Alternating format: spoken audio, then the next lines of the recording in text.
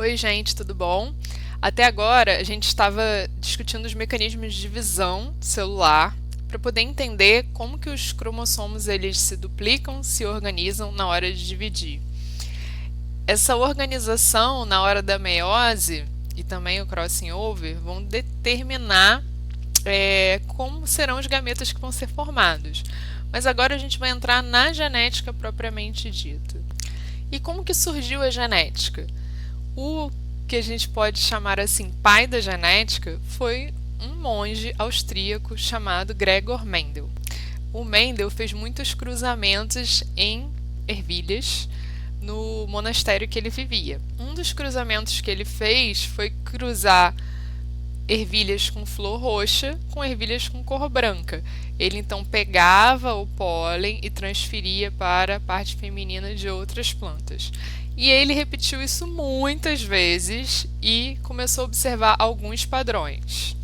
Então, primeiro, o Mendel cruzou muitas vezes flores roxas entre si, até obter flores 100% roxas e puras.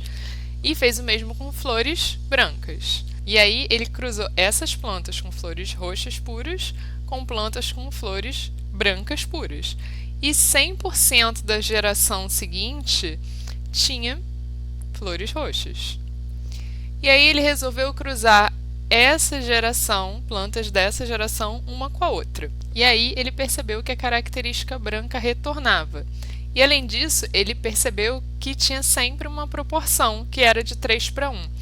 3 roxas para uma branca, ou 75% roxas para 25% brancas. Como o Mendel era muito curioso e gostava muito de ervilhas, ele fez a mesma coisa para outras características, como forma da semente, cor da casca, a forma da vagem das ervilhas, a cor dessa vagem, a posição das flores na planta e a altura. E ele percebeu que essa proporção 3:1, ou 75%, 25%, sempre se mantinha. E aí ele deu o nome de dominante para a característica que era mais predominante e recessiva para essa característica que era menos comum. E também ele formulou sua primeira lei, que diz que para todos os organismos que fazem reprodução sexuada, cada característica vai ter 2 determinantes, e esses determinantes eles vão se dividir na hora da formação dos gametas. É importante dizer que quando Mendel fez as descobertas dele, os estudos dele, o DNA ainda não havia sido descoberto, o ser humano ainda não sabia exatamente qual molécula era responsável pela hereditariedade. O Mendel fez esses estudos lá no final do século XIX e o DNA só foi feito um modelo na década de 1950. Então, ele não sabia que tinha uma molécula no núcleo da célula que determinava a formação das proteínas e, assim, as características dos seres vivos. Mas ele fez essa inferência. O que a gente sabe hoje? Hoje a gente sabe que esses fatores que ele fala na primeira lei, na verdade, são genes, e que esses genes estão localizados nos nossos cromossomos. Lembrando lá no começo do ano que gene é uma sequência de nucleotídeos que tem informação para a formação de um RNA mensageiro e tem informação para que os ribossomos leiam e formem uma proteína. A outra coisa, então, é que a gente pode dizer de forma muito simplificada que para cada característica a gente vai ter um par de genes. Esses genes vão estar localizados nos cromossomos homólogos e vão receber o nome de genes alelos. Lembrando que cromossomos homólogos são aqueles que a gente recebe um do par do óvulo, um do espermatozoide. Então, esse cromossomo tem vários genes. Para cada gene vai ter um alelo. Então, um alelo veio do óvulo, um gene alelo veio do espermatozoide. 2 conceitos importantes também são genótipo e fenótipo. Genótipo são os genes que um ser vivo tem e fenótipo são as características que eles manifestam. Nem sempre o genótipo corresponde ao fenótipo, porque o fenótipo ele vai ter a influência do ambiente também. Então, temos genes, mas a gente não necessariamente manifesta todos esses genes, nem todos os genes estão sendo expressos ao mesmo tempo, e mesmo quando eles são expressos, eles podem ser influenciados pelo ambiente. Um exemplo é a altura. A gente tem um potencial de altura geneticamente determinado, mas a altura final que uma pessoa vai ter pode ser influenciada pela dieta que ela tem, pelo tipo de exercício físico que ela faz, então pode ter uma variação dependendo da qualidade de vida que a pessoa tem, não só determinado pela genética. A gente pode dizer ainda que um indivíduo ele é homozigoto para uma determinada característica ou heterozigoto. Homozigoto é quando ele tem dois alelos iguais e heterozigoto é quando ele tem dois alelos diferentes. Então, vamos tentar resolver um problema de genética como o Mendel fez, usando o exemplo, mais uma vez, das ervilhas. A gente tem aqui ervilhas amarelas e ervilhas verdes. É convencionado na hora de resolver problemas de genética que se use uma letra maiúscula para a característica que é dominante, que nesse caso é amarelo, e minúscula para uma característica que é recessiva, que no caso é verde. E em geral se escolhe a primeira letra da característica recessiva, verde. Então a gente vai usar o alelo Vzão, V grande, maiúsculo, para representar o alelo que determina a cor amarela e Vzinho para representar o alelo que determina a cor verde. Bom, quais são os possíveis genótipos e fenótipos para cor da ervilha? Com esses dois alelos, Vzão e Vzinho. Podem ter indivíduos que são Vzão, Vzão, Vzão, Vzinho ou Vzinho, Vzinho. Ou seja, pode ter uma planta que tem os dois alelos Vzão. Tem uma planta que tem um alelo Vzão, um Vzinho. E uma planta que tem os dois alelos Vzinhos. Essa planta que é Vzão, Vzão é homozigota, porque ela tem os dois alelos iguais. Vzão, Vzinho é heterozigota e Vzinho, Vzinho homozigota. Em relação à dominância e recessividade, essa primeira planta tem dois alelos dominantes, então vai predominar a característica dominante. A segunda tem um alelo dominante e um recessivo, mas Vzão ele é dominante em relação a Vzinho, então a expressão que a gente vai observar é a dominante. E esse daqui é Vzinho, Vzinho. Como não tem nenhum alelo dominante, a característica que vai se manifestar é a característica recessiva, que é, no caso de Vzão e Vzão, amarelo, dominante, Vzão, Vzinho, amarelo, que é o dominante, mais uma vez, e Vzinho, Vzinho, aí sim, verde. Então, para uma característica recessiva se manifestar, os dois alelos precisam ser recessivos, porque basta um alelo dominante para a característica dominante se manifestar. Vamos tentar fazer como o Mendel fez, fazer um cruzamento de ervilhas verdes puras com amarelas puras. Qual vai ser o genótipo das ervilhas amarelas puras? Vzão, Vzão.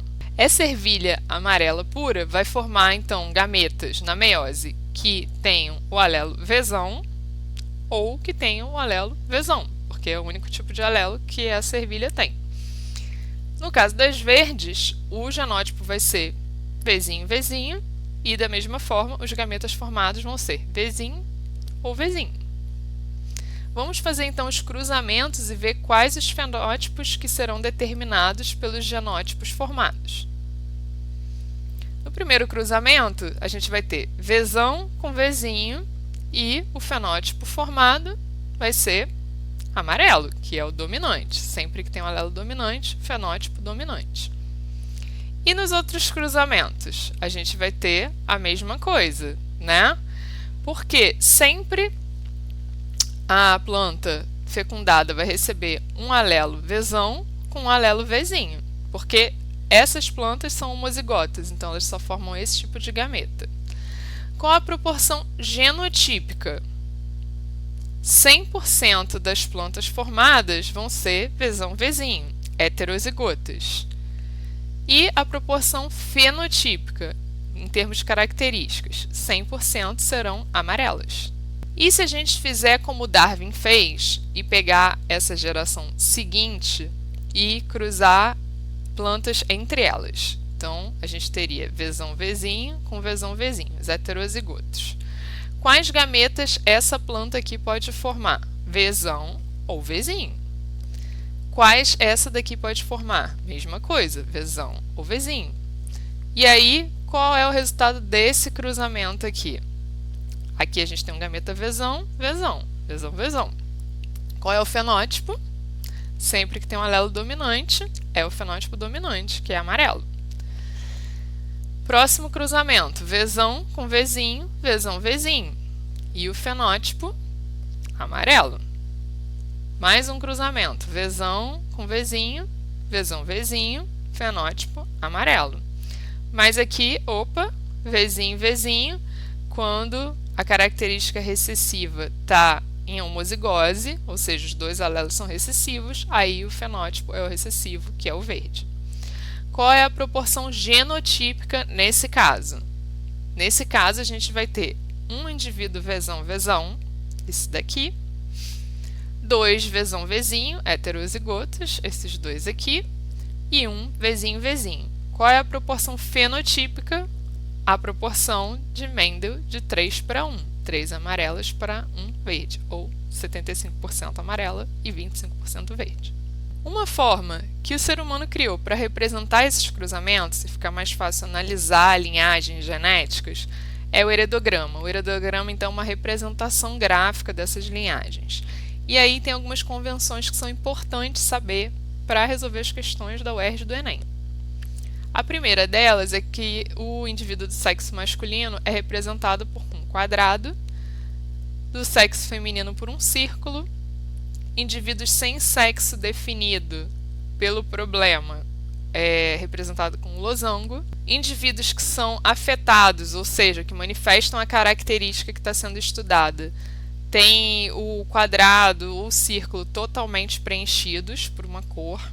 E quando é formado um casal, esses indivíduos têm um conector entre eles, uma linha conectora entre eles. Então, vamos ver aqui um exemplo de um heredograma. Tem aqui o Nando Reis, ele é casado com a esposa dele, agora ele poderia não ser casado também, isso não quer dizer nada, mas por acaso eles são casados, então eles formaram um casal e tiveram 4 filhos. Um rapaz, o segundo também é um rapaz, uma filha mulher e a última filha mulher. Tanto o Nando Reis quanto a 4ª filha, e aqui também é a ordem dos filhos, tá? É colocado dessa forma, da esquerda para a direita, tem uma mesma característica. E qual é essa característica? Acertou se você falou que a característica é ser ruivo. Mas eu pergunto para vocês, ser ruivo é dominante ou é recessivo? E aí você acertou se você falou que é recessivo. Mas na natureza, nem todas as características necessariamente vão ter essa divisão de dominância e recessividade. Existe uma questão chamada ausência de dominância e um exemplo é a flor dessa planta chamada maravilha. Na maravilha, os indivíduos que são homozigotos dominantes, Vzão, Vzão, são vermelhos. Os indivíduos que são Bzão, Bzão, porque não tem dominante recessivo, então não se representa com maiúscula e minúscula, são brancos. Quando tem um cruzamento entre indivíduos com flores vermelhas e flores brancas, as flores formadas são todas cor-de-rosa, que seria um fenótipo intermediário. E aí, num cruzamento seguinte, com essas mesmas plantas dessa geração, F1, as plantas da geração F2 seguinte seguiriam uma proporção de uma vermelha para 2 rosas e uma branca. Se a gente pensar na proporção genotípica, é parecido com o que o Mendel observou para a cor das ervilhas, mas na fenotípica a gente não vai ter a proporção de 3:1, vai ter 50% rosa, uma vermelha e uma branca. Eu espero que tenha ficado claro. A genética aparece tanto nas provas do Enem quanto da UERJ. Algumas questões são de resolver problemas de linhagens, entender padrões de herança, a habilidade do Enem relacionada à genética, que o aluno seja capaz de entender os mecanismos de hereditariedade, mas muitas vezes são questões mais conceituais mesmo, de entender o que é dominância, recessividade, homozigoto, heterozigoto. E na UERJ são questões mais para que o aluno defina qual é o tipo de herança. E a gente ainda vai estudar outros tipos de herança além da herança mendeliana. Tá bom?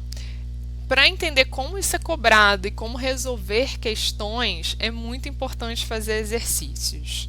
E aí no Google Classroom vocês vão encontrar uma lista de exercícios sobre hereditariedade e primeira lei de Mendel. É muito importante fazer essas questões. Se não fizer, não consegue pegar, digamos assim, a manha de como resolver, tá bom? Se tiver alguma dúvida, é só entrar em contato. Bons estudos!